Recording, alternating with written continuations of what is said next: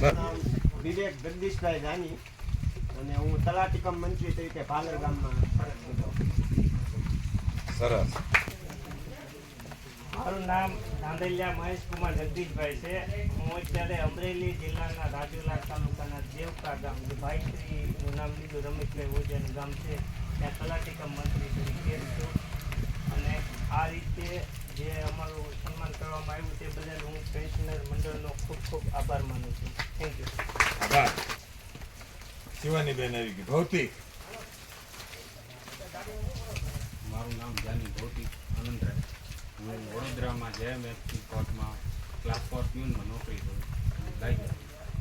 વડીલોનો ખૂબ ખૂબ આભાર, કારણ કે નોકરી મળી જાય એની પહેલાંનો જે તબક્કો છે એમાં પ્રેરણા અને હું આપવા બધા દયારામ દાદા તથા તેમજ બધા વડીલો, અમારા આચાર્ય, અમારા શિક્ષકો, ગુરુજનો ખૂબ ખૂબ આભાર. કારણ કે જે આપણને પહેલાંની જે માનસિક સ્થિતિ હોય, આર્થિક આપણી બધી જે સમસ્યાઓ હોય, એમાં ઘણીવાર આપણને આ બધું છોડી દેવાનું મન થતું હોય કે આ મૂકીએ ને જે મમ્મી પપ્પાનો ધંધો હોય એ કરીએ, પરંતુ આમાં આપણને જે ઊંઘ આપે મિત્રો હોય કે વડીલો, એના માટે હું બધાનો ખૂબ ખૂબ આભાર માનું.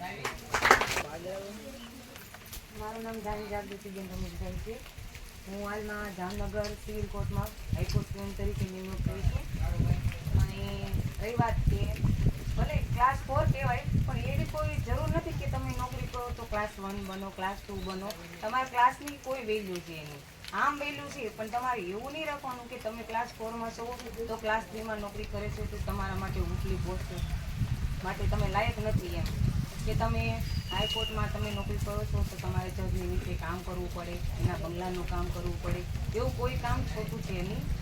આપણા મનની માનસિક સ્થિતિ પ્રમાણે આપણે જોબ કરવાની હોય છે. Thank you. પ્રયત્ન કરવાથી આગળ માણસ આવી જ શકતો હોય છે. આ તો પ્રથમ નોકરી મળે એટલે મેળવી લેવાની હોય, કોઈ પણ મળે લઈ લેવાની. સરકારી નોકરી સુધી સારી. મારું નામ જાની માલતીબેન રસાણિયા છે. હું અત્યારે આણંદ ડિસ્ટ્રિક્ટ કોર્ટમાં પ્યુન તરીકે છું. મારું નામ ભાવિક ઉમેશભાઈ જાની છે અને હાલ જાફરાબાદ કોર્ટમાં એઝ અ પ્યુન તરીકે જોબ ફરજ બજાવું. મારું નામ છે જોશી રશિકુમાર પ્રાણભાઈ. હું ખાંભાનું મોટા બારનું ઇલેક્ટ્રિક મંચસ્થ મહેમાનો અને પેન્શનર મંડળના તમામ સભ્યો અને જે નવા યુવા ચહેરાઓ છે તેને જોઈને આપણને આનંદ થતા હોય, આપ સૌનું હાર્દિક સ્વાગત તો મારે કરવાનું નથી. આભાર વિધિ જ છે અને સમય ઘણો બધો થયેલો છે અને આભાર વિધિમાં મને ખબર છે કે મેક્સિમમ 2 મિનિટ લીધી હોય ને તોય તે પછી ઓલા ઘડિયાળની સામે જોવે કે આને આભાર વિધિ કરવાની હતી, કેમ એટલું બધું વધારે બોલવામાં લાગ્યા. ઘરનો ડાયરો છે એટલે આમ જોવા જઈએ તો આખી લાઈન અને સામેની લાઈન બધા એવા વ્યક્તિઓ છે કે અને સારસ્વત એવા મિત્રો છે કે જેની સામે બોલવું એક એક શબ્દ જે સમજી શકે છે, બોલી શકે છે. ખૂબ સારું એવું, કારણ કે એક પેઢી એવી છે કે જેને આખી જિંદગી જોયેલી છે. એક એક વ્યક્તિઓને આપણે કહેતા હોય ને કે ભાઈ શિક્ષક છે, ઘણા એમ કે આપણને કે ભાઈ શું કરો તો ઓલા આમ સામાન્ય રમૂજી જવાબ આપે, હું તો હીરા ઘસું. એમ આપણે એમ થાય હીરા ઘસવા એટલે ખરેખર હીરા એટલે એક માણસનો જે વ્યક્તિત્વનો જે હીરો છે એ ઘસતો હોય. તો તમે બધા એવા છો કે તમે તમારી જિંદગીના દરેક એવા હીરાઓને જોયેલા છે અને અમે બધા એવા છીએ કે અમારે હજી આ લોકોની સાથે કામ કરતા રહેવાનું છે. અમારે તમારી ખૂબ જરૂર પડશે, કારણ કે તમારો અનુભવ અમારે ખૂબ લેવાનો છે. તો અમને જ્યારે જરૂર પડે ત્યારે ખાસ માર્ગદર્શન આપજો. અને ખાસ એટલા માટે તમને બધાને આ બધા વતી આભાર માનવો પડે કે તમે જ્યાં નવી શરૂઆત કરી છે, આ શરૂઆત ખરેખર ખૂબ જ પ્રશંસનીય છે. આજુબાજુના બધા ગામડાઓમાં આપણે જોતા હોઈએ પણ આવી વસ્તુઓ જોવા નથી મળતી.